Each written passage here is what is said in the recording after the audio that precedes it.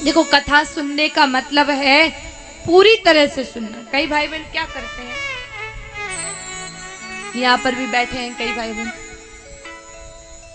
कथा अपना काम कर रही है, यहाँ से घुस रही है, वहां से निकल रही है, इस कान से जा रही है, उस कान से आ रही है, कथा अपना काम कर रही है, और कई भाई बहन अपना काम कर रहे हैं। उनको यहाँ बैठ के भी कथा से कोई मतलब नहीं।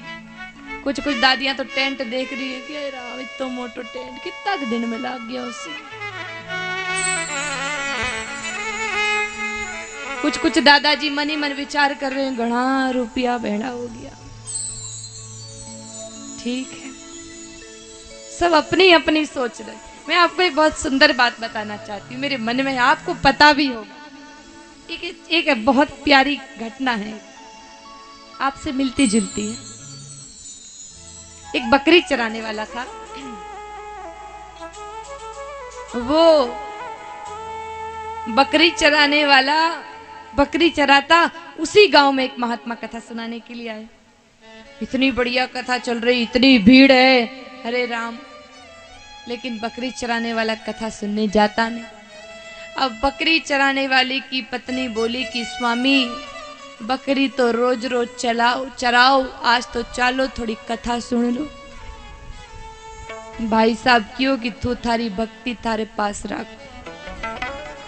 मारो दिमाग खराब मत कर।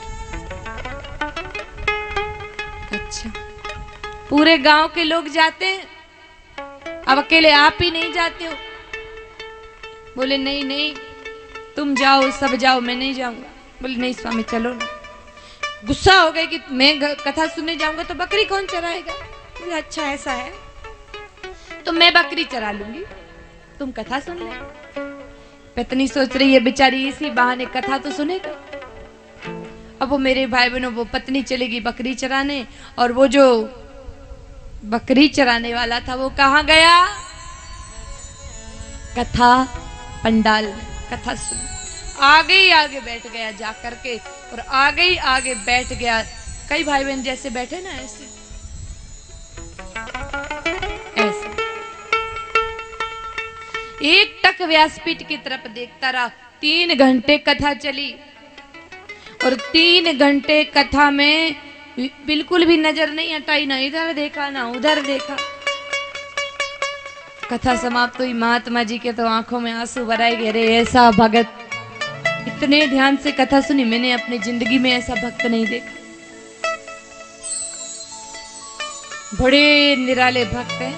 गांव वाले ने कहा महाराज ये तो माँ को बकरी चराने वाला है, तो गांव को है, कभी राम जी को नाम भी को नहीं बोले।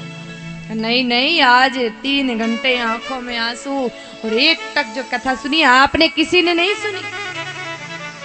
गांव वालों ने सोचा चलो पूछ लेता हूं। गांव वालों ने कहा कि भैया आज क्या हो गया, आज क्या ज्यादा ध्यान लग गया, कथा में ज्यादा मन लग गया, कथा अच्छी लगी?